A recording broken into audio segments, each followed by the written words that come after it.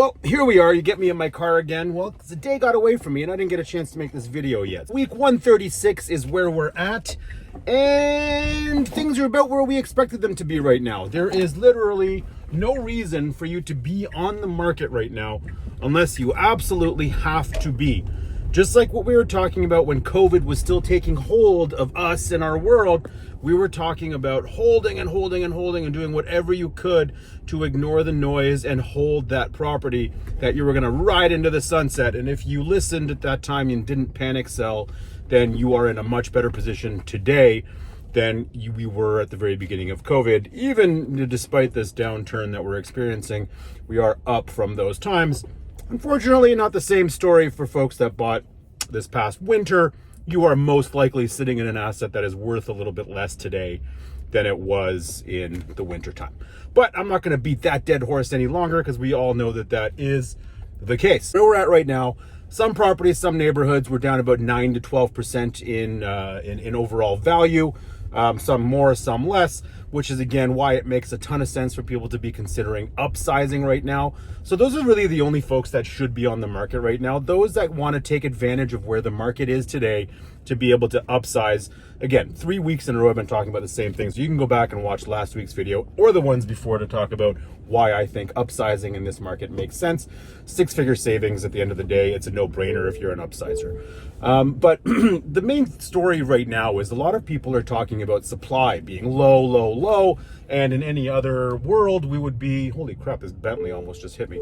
In any other world, we would, if it was things were normal out there and buyer sentiment was as strong as it normally is around this time of year, we would be in an aggressive seller's market across the board.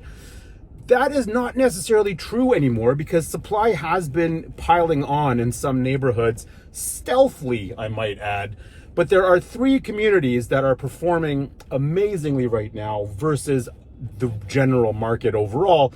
And those 3 communities that still have well under 2 months of supply, months of inventory statistic is one that tracks how long it would take the existing supply to sell out if no new supply was added, based on the current rate of sales. And a healthy sort of range is 2.5 to say 4 months of supply. Puts a lot of buyers in the driver's seat sometimes, but occasionally a seller in the driver's seat.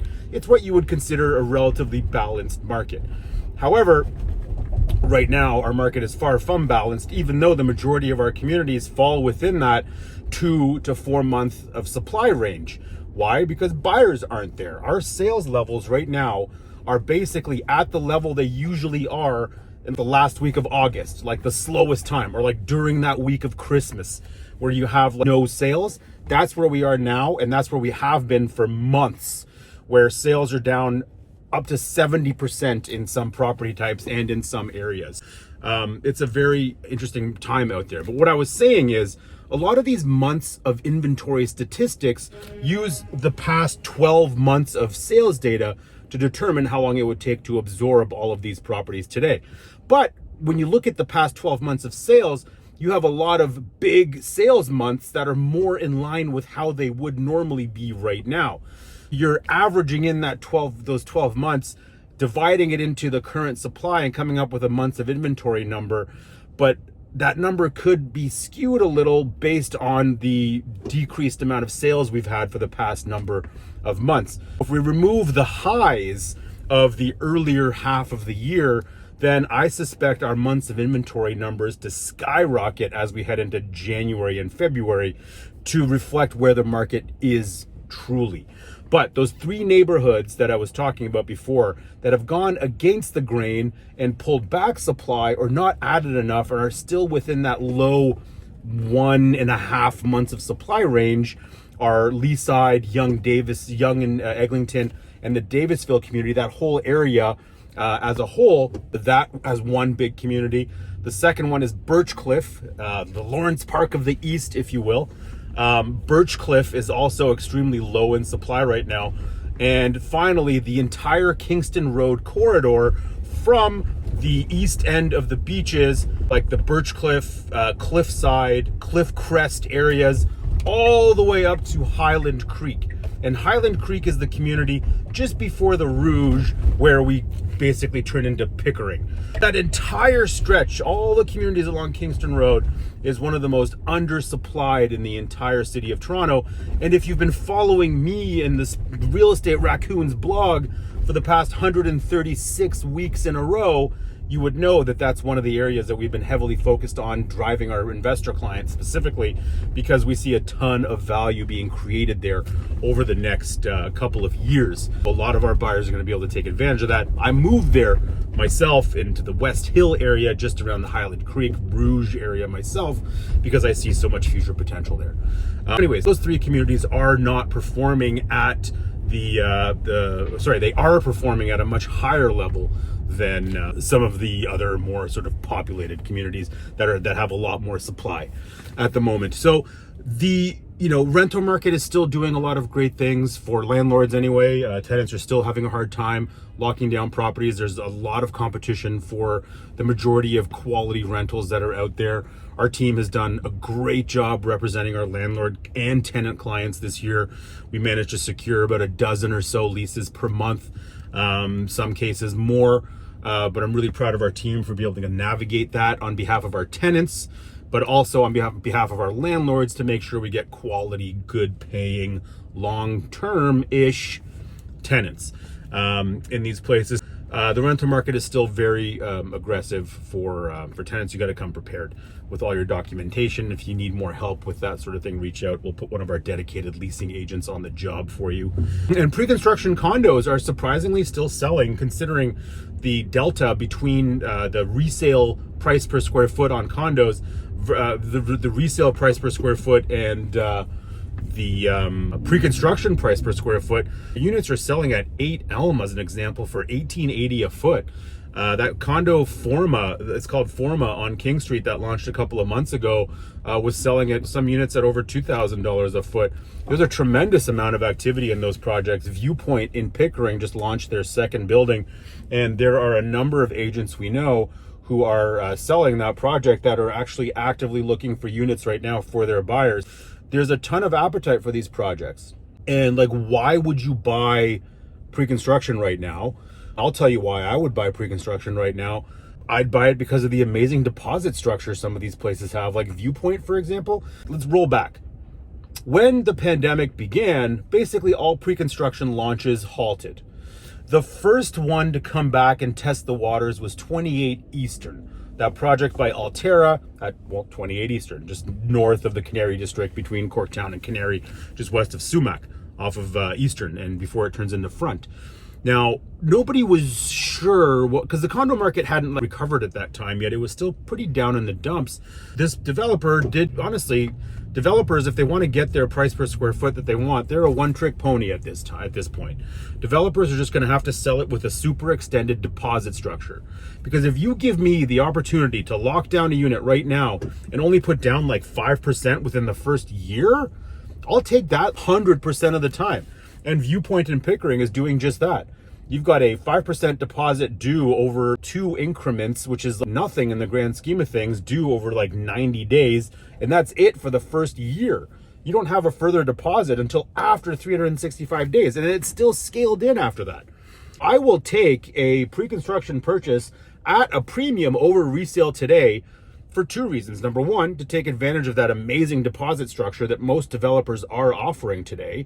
And number two, to buy me a whole bunch of time to ride out whatever shitstorm this market has put us in right now. Sure, I could buy resale today and take advantage of a tenant, acquiring a tenant today in this great rental market.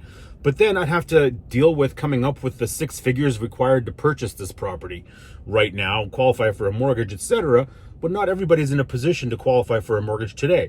I'm leveraged on my house. I've got a couple investment properties right now that I need to have the tenants pay down a little bit at the moment. I'm not looking for another mortgage right now. I'm not even sure if I'd get another mortgage right now, but I know that 3-4 years from now, probably next year, I'll be able to qualify for one after I, grow some equity here.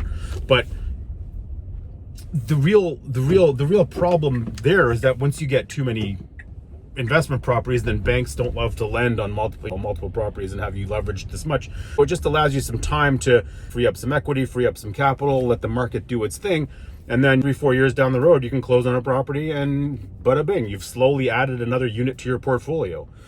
Pre-construction is a phenomenal way to slowly grow a real estate portfolio. Like, you don't even feel it. All of a sudden, oh shit, there's another one of these condos that I bought that's coming to close. And then you've got that interim occupancy period to ride out a little bit more time to get your ducks in a row to finally lock that in for financing. And then, of course, registering a corporation. The only challenge with registering a corporation and buying a condo or any investment property under a corporation is that you're never allowed to take that back for personal use, because technically a corporation doesn't have immediate family member to put in the unit. So you can't issue those N12 notices to vacate a tenant because you want to take possession again. But we can talk about the pros and cons of buying a condo or an investment property under your own name, or buying it under a corporation's name. Either way, you can figure that out on your own, or we can talk about that together. Just message me. That's rentals, that's pre-construction. The resale market itself things are still selling. There's a number of properties going into multiple offers, but if I'm a seller today and if I'm going to market, I am considering going to market at a tremendous under list. If you have $1 million property, I'm putting that thing on the market for $600,000. You got to be priced super aggressively right now to get the attention. I want to take that attention away from other listings. I want people competing on my client's property.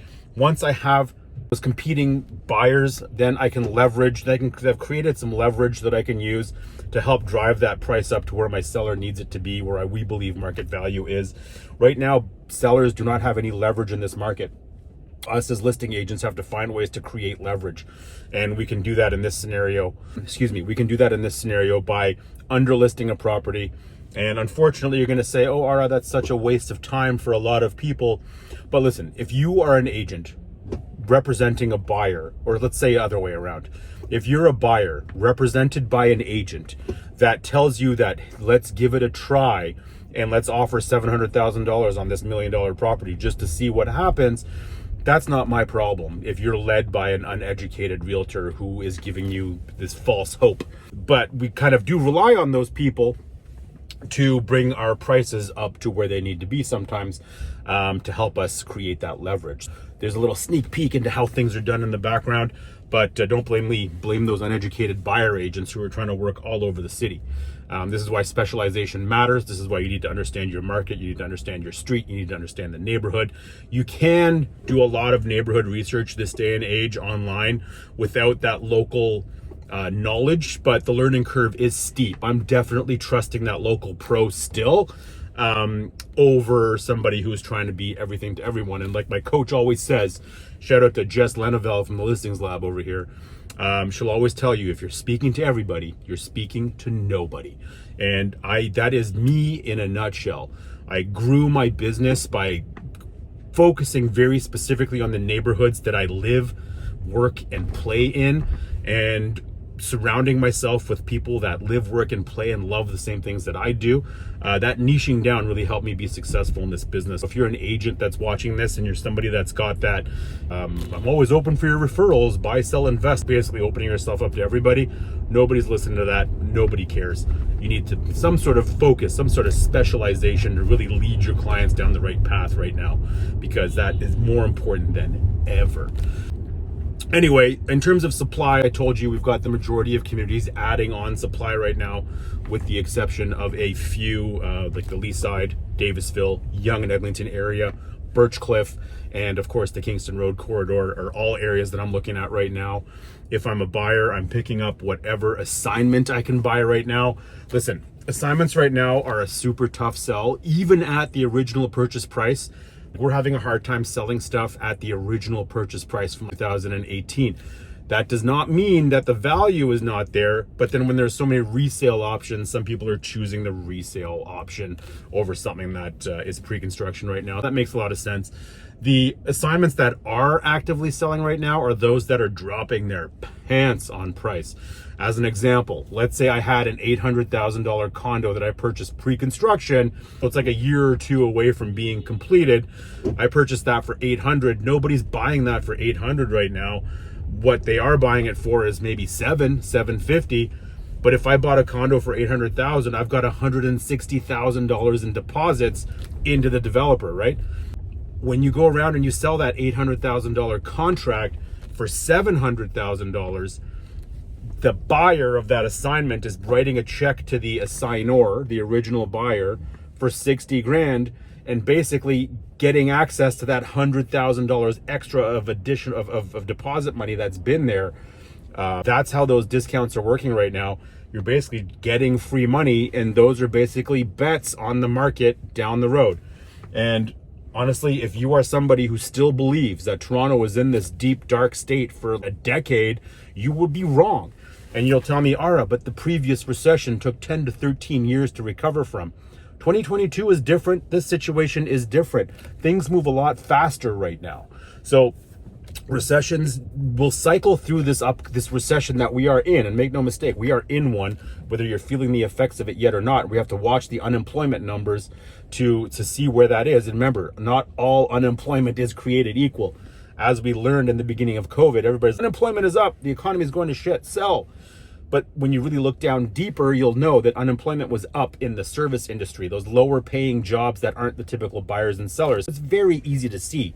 Anybody who quickly just Googled, if you took a moment to Google something, you would understand. It's very easy to see that that moment was not the same. But during a recession, a lot of higher paying jobs can be affected. It's something that we have to keep an eye on big time.